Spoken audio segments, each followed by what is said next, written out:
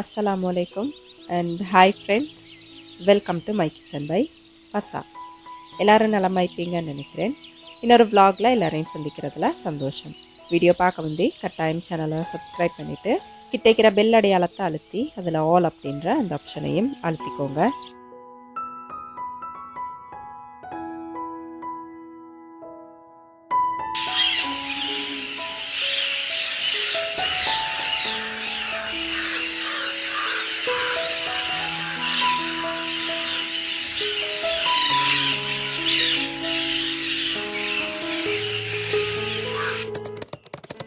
வளமையான ருட்டீன் மாதிரியே சுபஹெல்லாம் தொழுத பிறகு கொஞ்சம் ஓதுவோம் அப்படின்ட்டு ஓதிட்டிக்கிறேன்.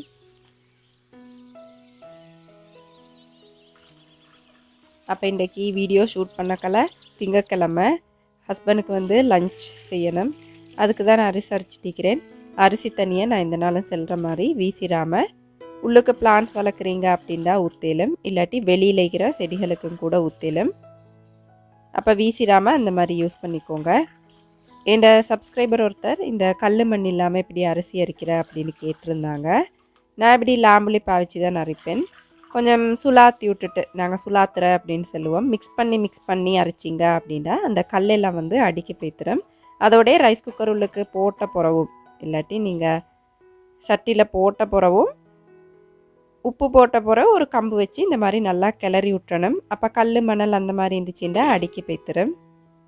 எனக்கு கொஞ்சம் சரியான தடுமல், அது சுட்டி தானே என்னோட குரல் வந்து இப்படிக்குது, கொஞ்சம் அட்ஜஸ்ட் பண்ணிக்கோங்க. நான் வந்து வீடியோவை கொஞ்சம் விடிஞ்ச போகிற மாதிரி தான் ஷூட் பண்ணினேன். அப்போ தான் அந்த கிளாரிட்டி நல்லா இருக்கும் அப்படின்றதுக்காக வேண்டி. இன்றைக்கி பிரேக்ஃபாஸ்ட்டுக்கு வந்து கொஞ்சம் இடியாப்பம் செய்வோம் அப்படின்ட்டு தான் கிண்டிட்டிக்கிறேன். இந்த வீட்டில் செய்கிற இடியாப்பமா ரெசிபி சில பேர் கேட்டிருந்தீங்க. இன்ஷா அல்லாஹ் கட்டாயம் நான் அப்லோட் பண்ணுறேன்.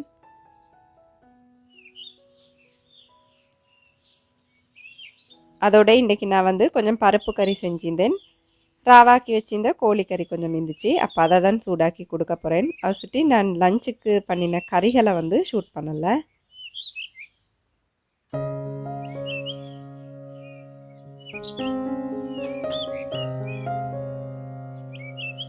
அப்போ வந்து 10-15 நிமிஷத்துள்ளுக்கு அளவான நெருப்பில் எப்பயுமே வெந்துடும். அப்போ அதை வச்சுட்டு சோறு வச்ச மாதிரி ஏய்க்குது. அப்போ பார்த்தண்டா தண்ணியெல்லாம் நல்லா வற்றி புழுங்கி இருந்துச்சு. அப்போ நல்லா கிளறி விட்டுட்டு ஆஃப் பண்ணி வச்சிட போகிறேன்.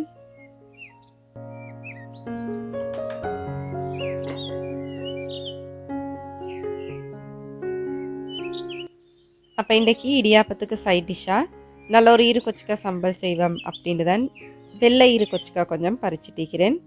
இந்த கொச்சிக்காய் வந்து சரியான காரம். பாதி தேங்காய்க்கு சம்பல் செய்கிறாண்டாலும் 4 கொச்சிக்காய் வச்சாண்டா நல்ல காரம் வைக்கும்.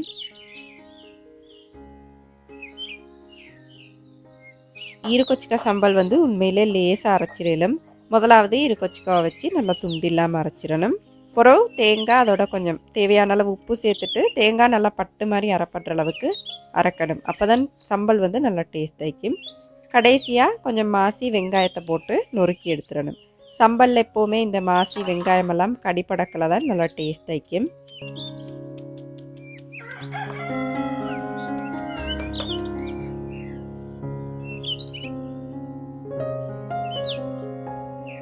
நான் எப்போவுமே சம்பளுக்கு தேவையான தேசிக்காய் புளியை அம்மியில் வச்சே சேர்த்துருவேன். அப்போ நல்ல ஒரு டேஸ்ட் கிடைக்கும் அப்படின்றதுக்காக வேண்டி தேவைண்டா உப்பும் இந்த ஸ்டேஜில் சேர்த்துட்டு எடுத்துட்டோம் அப்படின்னா எங்களோட கொச்சிக்காய் சம்பல் வந்துட்டு பர்ஃபெக்டாக ரெடி ஆயிடும்.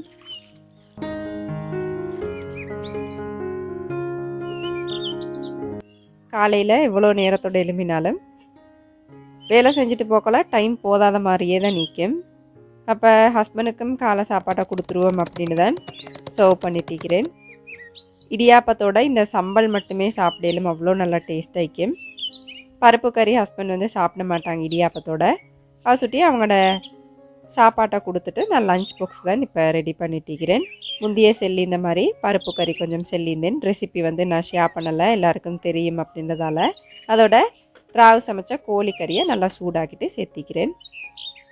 இப்போ வந்து மகளுக்கு ஸ்கூல் இல்லை அப்படின்றதால அவள் ரெடி பண்ண வேண்டிய பாக்ஸ் ரெடி பண்ண வேண்டிய அவசியம் இல்லை. இருந்தாலும் அவൾക്ക് ஸ்கூல் இல்லை அப்படின்றது வந்து எனக்கு சரியான கவலையாகிக்குது. ஸ்ரீலங்காட ஒவ்வொரு பிள்ளையோட படிப்பும் வந்துட்டு பெரிய ஒரு கேள்விக்குறியாகிக்குது.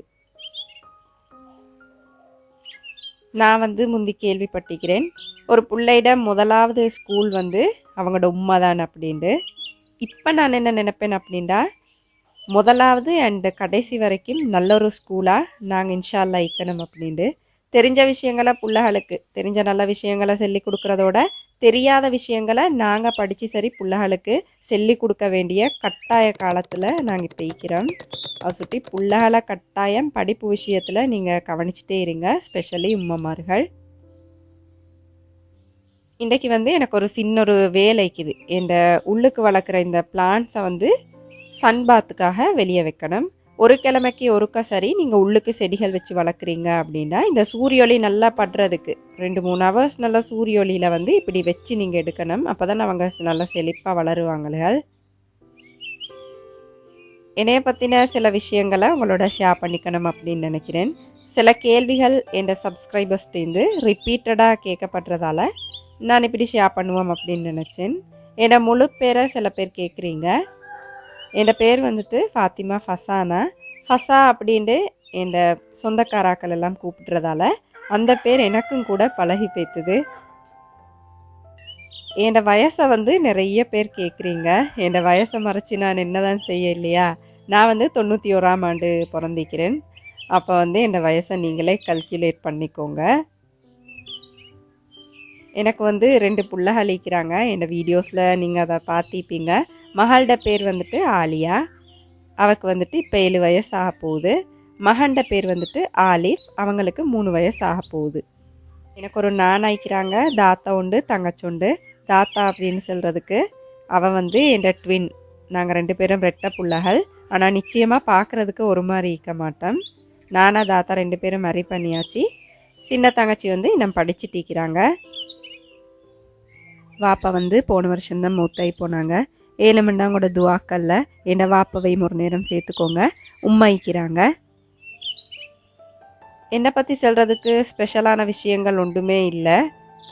நான் வந்து முக்கியமான சில விஷயங்களை சொல்லிட்டேன் அப்படின்னு நினைக்கிறேன். இன்னும் உங்களுக்கு என்னை பற்றி என்ன தெரிஞ்சுக்கணும் அப்படின்றத கட்டாயம் கமெண்ட்டில் கேளுங்க. இன்ஷா அல்லாஹ் இனி வரும் காலங்களில் நான் ரிப்ளை பண்ணுறேன். அவள் பிள்ளைகளும் எளிமின போகிறோம். அவங்களுக்கும் சாப்பாடு கொடுத்துட்டு நானும் சாப்பிட்டுக்கிறேன். ஹஜ் பெருனா கிட்ட வாரதால் வீட்டை கொஞ்சம் க்ளீன் பண்ணணும். இந்த ஹோல் எல்லாம் கொஞ்சம் டீப் க்ளீனிங் பண்ணணும். அப்போ அதை தான் கொஞ்சம் மொப்பெடுத்து விடுவோம் அப்படின்ட்டு க்ளீன் பண்ணிட்டுக்கிறேன். அதுக்கப்புறம் என் வளமையான வீட்டு வேலைகள் தான். ஒரு சின்ன வேலைக்குது. ஹஜ் பெருநாளைக்கு கொஞ்சம் ஸ்வீட் செய்வோம் அப்படின்ட்டு ட்ரையல் பார்த்துட்டிக்கிறோம் அப்படின்ட்டு சொல்லலும். ஏண்டா இப்போவே ஸ்வீட்டெல்லாம் செஞ்சு வச்சேன்னுண்டா என் பிள்ளைகள் வந்து பெருநாளைக்கு முந்தையே முடிச்சிருவாங்க. அப்போ நான் எப்போவுமே கிட்டவாகி தான் செய்வேன். ஆனால் கிட்டவாகி செஞ்சேன்டா எனக்கு வந்து அதை எடிட் பண்ணி உங்கள்கிட்ட பெருநாளைக்கு முந்தி தரையில் அமைக்கும் அந்த வீடியோவை.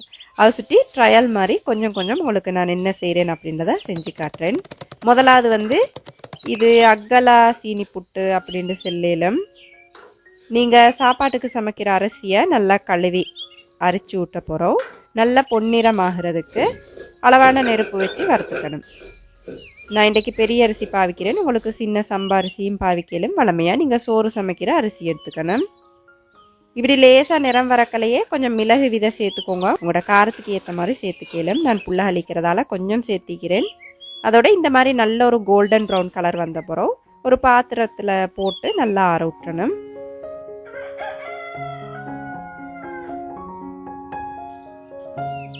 கொஞ்சம் ஆறின பிறகு மிக்சியில் போட்டு நல்லா பவுடராக அரைச்சி எடுத்துடணும். நான் இன்றைக்கி இந்த சீனி புட்டு செய்கிறதுக்கு கொஞ்சம் தென்னம்பானியை சூடாக்கி எடுக்க போகிறேன். இதை நீங்கள் கொதிக்க வச்சிட்டிங்க அப்படின்னா இந்த சீனி புட்டு வந்து கல் மாதிரி ஆகிரும். அதை சுற்றி லேசாக சூடாக்கி எடுத்தால் போதும். உங்களுக்கு சீனி தேவைண்டா இதுக்கு போட்டுக்கலும். ஆனால் எனக்கு இந்த இனிப்பே போதும். உங்கள்கிட்ட தென்னம்பானி இல்லாட்டி கித்தூள் பானி இல்லாட்டி சீனி பானி கூட உங்களுக்கு சேர்த்துக்கலும். நான் இன்றைக்கு கொஞ்சம் வறுத்த எள்ளி இந்த மாக்கு சேர்க்க போகிறேன். உங்களுக்கு கருப்பட்டியை சின்ன சின்ன துண்டாக கட் பண்ணி கூட சேர்த்துக்கலும். சேர்த்து தேவையான அளவு பானி ஊற்றி இப்படி கிண்டிட்டே இருக்கணும். எப்போ உங்களுக்கு ஒரு குழி பிடிக்கிற பதம் வருமோ அந்த பதம் வரும் வரைக்கும் நீங்கள் பானி ஊற்றி கிண்டிட்டே இருக்கணும். தேவையான அளவு உப்பும் சேர்த்துக்கோங்க. அப்புறம் இப்படி நல்ல ஒரு புட்டு பிடிக்கிற பதம் வந்த பிறகு ஏதாலும் மச்சி அப்படி இல்லாட்டி ரவுண்டாக லட்டு மாதிரி உங்களுக்கு விரும்பின ஷேப்பில் பிடிச்சி எடுத்துக்கலாம். ஆரோக்கியமான அதோட டேஸ்டியான சீனி புட்டு. இந்த பானி வந்து சூடாய்க்கலையே நீங்கள் புட்டு பிடிச்சிடணும். நிறைய அளவுக்கு செய்கிறீங்க அப்படின்னா கொஞ்சம் மாக்கு பானி ஊற்றி குழச்சி புட்டு செஞ்ச பிறகு அடுத்த மாக்கு கொஞ்சம் பானி ஊற்றி குழச்சி அந்த மாதிரி கொஞ்சம் கொஞ்சமாக செய்யுங்க. சீனி பானி காய்ச்சி எடுக்கிறீங்க அப்படின்னா ஒரு நூல் பதத்துக்கு காய்ச்சி எடுத்துக்கோங்க. தென்னம்பானி அப்படின்றதால நான் சாடை சூடாக்கி எடுத்துக்கிறேன். என்னோட சப்ஸ்கிரைபர் ஒருத்தங்க சீனிமா ரெசிபி கேட்டிருந்தாங்க, பெருநாளைக்கு முந்தி போடலுமா அப்படின்னு சொல்லி. அப்போ நான் இந்த மாதிரி நினச்சிட்டே இருந்தேன் சீனிமா கொஞ்சம் செய்வேன் அப்படின்ட்டு. அப்போ அந்த ரெசிபியையும் ஷேர் பண்ணிக்கிறேன். முதலாவது அரிசிமா கடையில் வாங்குறது சரி, உங்களுக்கு எடுக்கலும். இது நான் இடியாப்பத்துக்கு வீட்டிலே செய்கிற அரிசிமா. ஒரு 7-8 நிமிஷம் நல்லா சூடாகின பிறகு கொஞ்சம் தேங்காய் பூவை மெல்லிசாக துருவி போட்டு நல்ல ஒரு கோல்டன் ப்ரௌன் கலர் வர வரைக்கும் சின்ன நெருப்பு வச்சு வறுத்துக்கணும். இப்படி நல்ல ஒரு பொன்னிறம் வரக்கலை, கோல்டன் ப்ரௌன் கலர் வரக்கலை. தேவையான அளவு சீனி சேர்த்துட்டு ஒரு 2 நிமிஷம் பிரட்டி விட்டாலே போதும். மிச்ச நேரம் வைக்க வேணும். நெருப்பை கொஞ்சமாகவே வச்சுக்கோங்க.